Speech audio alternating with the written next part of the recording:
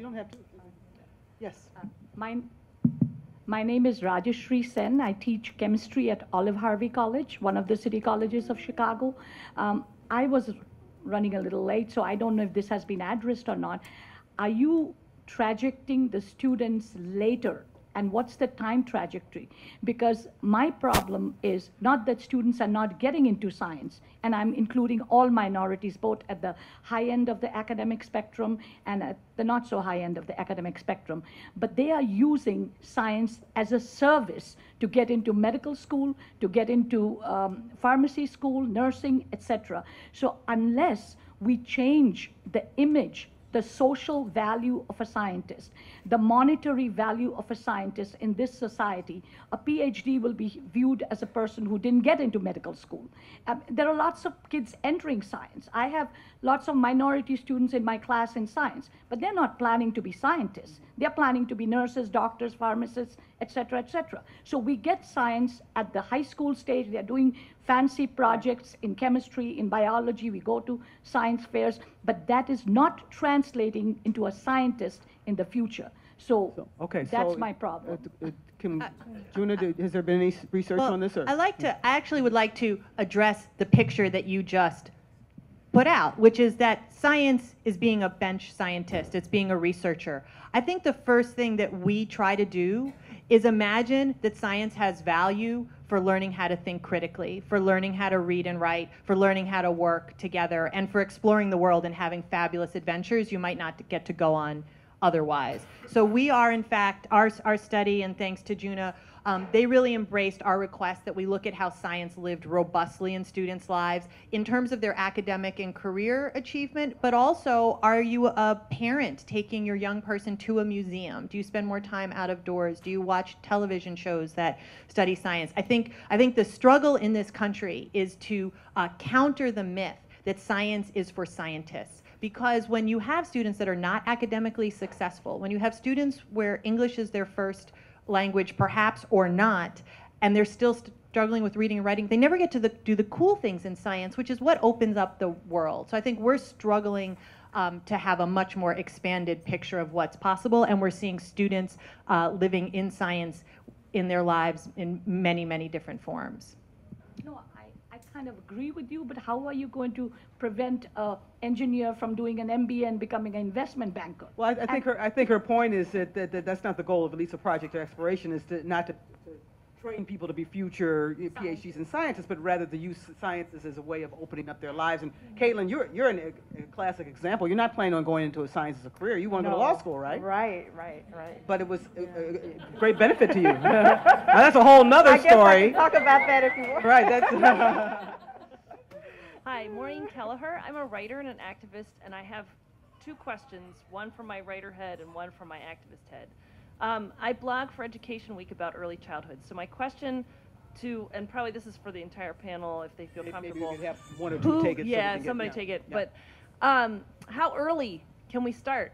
I write about early childhood. Can we get project exploration to go down to 4 or 5? And if not, who's going to do it in Chicago? That's one.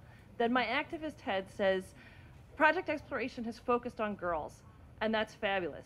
The stats that Sarah's giving us from Chicago Public Schools say that we've got to do something about boys. How are we going to balance those things so we don't lose the girls, but we reach the boys in CPS? Dave? Go ahead. Yeah, I can feel that. So as far as early childhood, it's not too young. I have an 11-month-old. He's a scientist. He drops things over and over. Gravity works every time.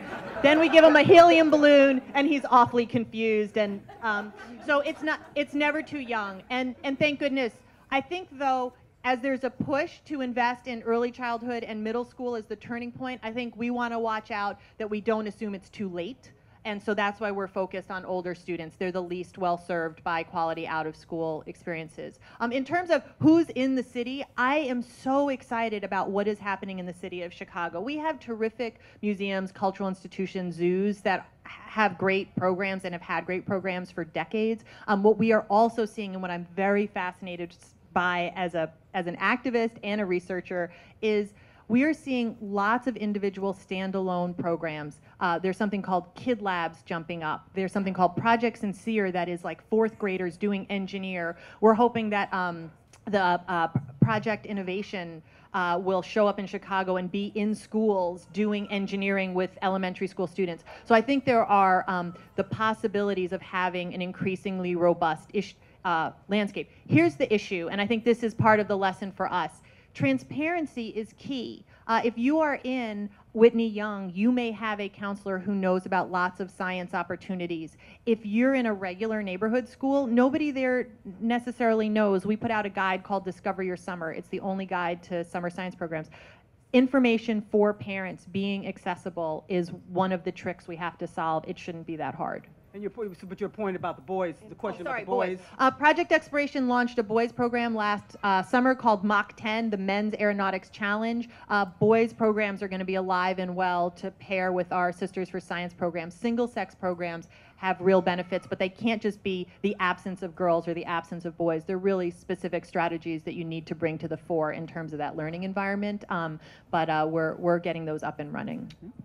I would just add that one of the things that we've done at the consortium, and I mentioned this briefly in my presentation, is we've constructed something called the on-track indicator, which essentially identifies students in their freshman year, and we're able to predict with about 80% certainty, just by looking at their freshman year attendance, grades, et cetera, how many of those kids are likely to drop out of school. And I think that those on-track statistics are most often used in schools either for accountability purposes at the school level or to identify those students for more rigorous academic work, particularly around English and math. And I think there's an opportunity here to think more broadly about that. We know who these kids are. We can identify who these at-risk kids are with a high level of certainty. Perhaps this is the time when we start to think more broadly about what kind of interventions those students get, and maybe there might be more motivating forces in some of these out-of-school programs to keep them connected and in school. And so I think we should think broadly about that. Hello, my name is Tara Chavez. I'm a junior at DePaul University, secondary education biology. I'm actually hoping to get some tips or advice because I plan to teach in a low-income school in Cicero-Berwyn area. Wonderful. I just want some tips or advice that anyone can give me to start a new science program because I've had so many overwhelming experiences where young girls come up to me, you're like, science is for boys, it's not for girls. So I definitely want to start a program. You want to start a program when I become a teacher, right? In your because school. I plan on teaching in that area. Well, Kathleen St. Louis, who's here somewhere in the audience, is going to wave to you. There she is.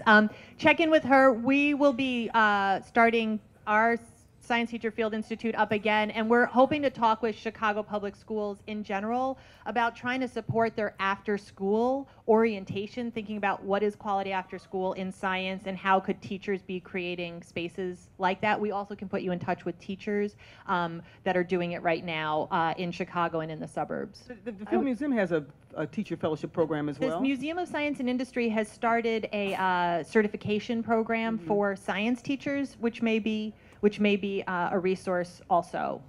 I would also add there's a wonderful website resource called Donors Choose that you should become very familiar with. It's a place where you can post your classroom needs and donors can log on and donate whatever materials you might need for your science program to your classroom. So anybody in the audience who's an aspiring teacher should know what Donors Choose is. I think it's a good option for building science programs.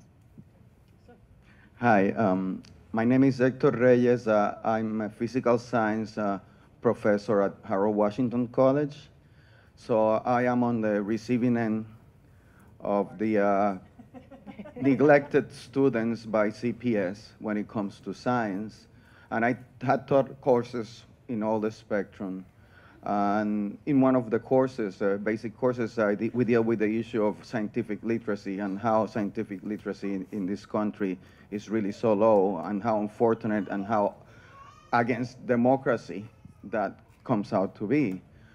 But I mean, I just look at the report that you just put out, and I look at the work that you've been doing, and that report is an incredible tool for many of us. I just want to emphasize that. But at the same time, I feel very saddened that an organization like Project Exploration has to exist, that this report has to come out because students are being neglected by our school systems. And I just want to flip the question and the whole context and say, you know, you just proved that poor Latino and Black kids can do science. But when you flip it over, we don't have to prove that. The truth is that you would believe that they cannot do science if you were prejudiced, if you were a racist. Yeah. So that you had to go over this effort to do this thing is really unbelievable at the times that we live. And it just points to the question that I have. Yeah. What is CPS going to do about this thing? Oh. Well, if only we had someone from CPS. Is there anybody in the room from CPS who wants to help answer that question? John Lohr. John Lohr, come Okay. to the podium. Oh. Well, do you want to talk to this, Michael? Michael, do you want to speak to this question? No? I'll put you on the spot.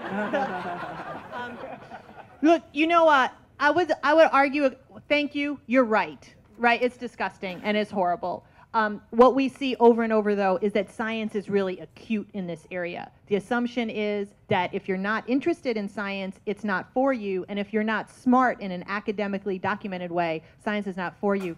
It couldn't be more the opposite. The most creative thinkers are the ones who get up out of their chairs and can't sit still, who are curious about everything. So science exacerbates this in many, many ways, but what we're hopefully showing is we should stop writing off students who are C students and below, who are English language learners, and who come from under-resourced schools. Those kids can not only excel, they are the future face of science.